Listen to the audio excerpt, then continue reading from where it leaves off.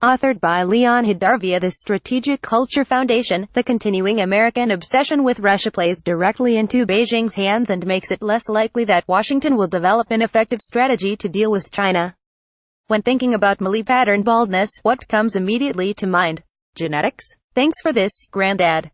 But then I conducted my own scientific research and discovered the following. I started losing hair at the temples or the crown of the head when Vladimir Putin first held the position of president from 2000 to 2008, and my hairline receded big time after the Russian leader took office again in 2008.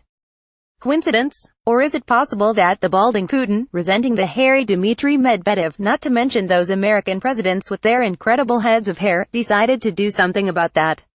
Isn't that what you would expect from the Kremlin's notorious alpha male, who was probably envious of my Fabio-like flawless hair in the late 1990s? So did my hair loss have anything to do with the RT programs I started in the beginning of the new century? Or with the news reports on Pravda.ru I was devouring daily? Or perhaps my bald spot was expanding as a result of paying more attention to the Russian ads on Facebook? Or should I blame those Russian trolls on the social media who wanted to become my virtual friends and were posting videos of cats playing the piano on YouTube?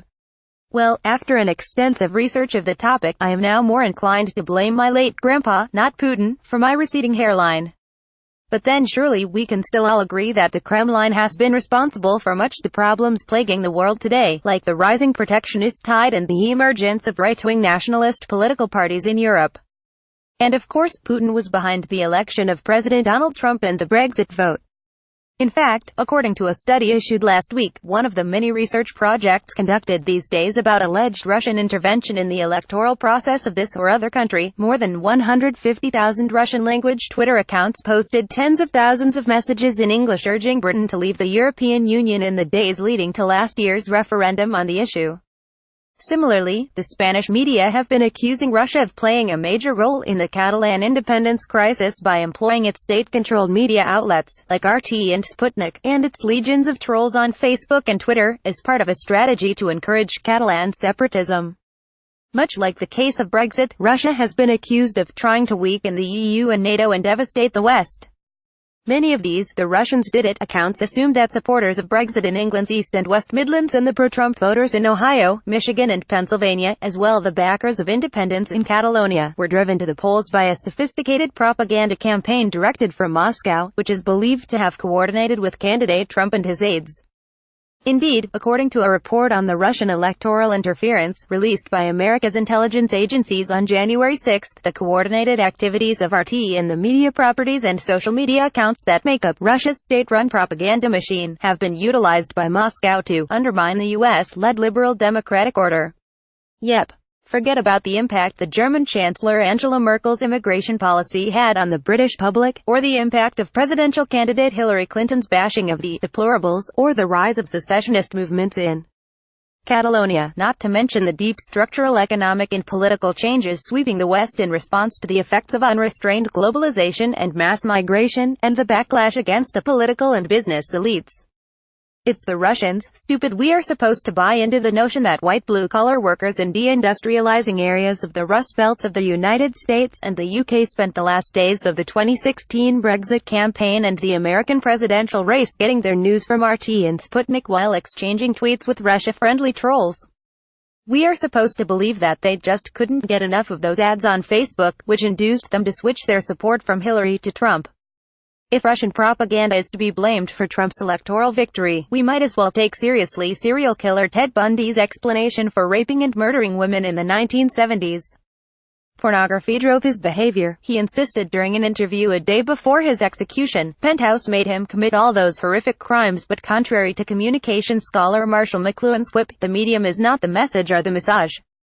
The same news story or political or commercial advertising would have different effects on different audiences or perhaps have no effect at all. You probably won't be able to convince an Eskimo to spend his or her vacation in Antarctica or to sell sand to Bedouin in the Arabian Peninsula. Nor would a billionaire financing an expansive campaign in support of polygamy have a major impact on the views of the large majority of Americans. This explains why the extensive Soviet propaganda machine had almost no effect on American public opinion during the Cold War, and why it was mocked by those who were exposed to it. That RT, which, according to a 2015 survey of the top 94 cable channels in America by Nielsen, a research firm, captured at one point just 0.04% of American viewers, suggests that today's Russian global propaganda apparatus isn't much more effective. It certainly has not had much impact when it comes to reaching British voters in the country's rural areas who spend more time drinking in pubs than in RT. America's Spooks, who asserted in their much-cited report that RT videos get 1 million views a day on YouTube, didn't bother to add that much of what it posts there consists of footage of natural disasters or dancing dogs.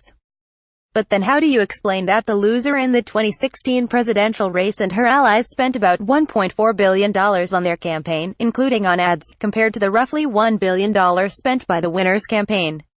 How do you explain that some of the best media strategists on the planet were working on Clinton's campaign? If you add the recent grilling of the heads of the social media companies on Capitol Hill, then you might conclude that what turned the election outcome in Trump's direction was a decision by the Russians to spend $100,000 on Facebook ads and the Russian trolls who posted disinformation or fake news.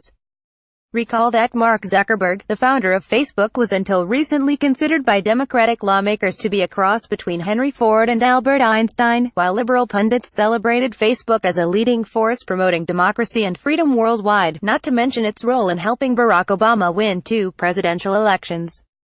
But now that they conclude that Zuckerberg supposedly provided a platform to the disinformation campaign of the notorious Putin and his evil partner, Trump, Facebook is too big, and it and the rest of the social media need to be regulated. But as Democratic campaign consultant, Mark Penn, explained in the Wall Street Journal, there is no evidence that the Facebook ads and fake news had any effect on the election outcome. Even a $100,000 of Russian ads would have erased just 0.025% of Hillary's financial advantage in the campaign, wrote Penn, who calculated that only half of the Russian ads went to swing states. In the last week of the campaign alone, Clinton's super PAC dumped $6 million on ads into Florida, Pennsylvania and Wisconsin. If the Russians were indeed engaged in a propaganda campaign, it proved overall to be very inept and amateurish. Certainly there are no signs that RT has captured larger American television audiences than other foreign media outlets, like the moribund Al Jazeera America, or similar operations launched by China and other foreign governments. But don't tell that to the Washington elites who, through media reports and a government investigation, have continued trying to convince themselves and the rest of us that Russia, in collusion with Trump campaign officials, was responsible for Clinton's election loss. Their efforts have gained steam thanks in part to the way that Trump and his close aides conducted their campaign, boasting that they would not rely on the assistance of so-called Washington insiders and disregarding standard operating procedures, like the need to properly vet political advisors with or without ties to foreign governments and businesses. They made it easier for their adversaries to depict telephone conversations and brief conversations with Russian diplomats and businessmen as collusion. It's important to point out the obvious: the United States and Russia are not at war, and the Americans maintain extensive diplomatic and economic ties with the Russians, much like they do with the Chinese Communists or the Saudi theocrats. That China, Saudi Arabia, Russia, Israel and other friends and frenemies spend a lot of money recruiting political allies in Washington or expanding their business operations in the United States shouldn't come as a big surprise to anyone. It would also explain why any big-time lobbyist and political operator maintains some sort of ties to these countries.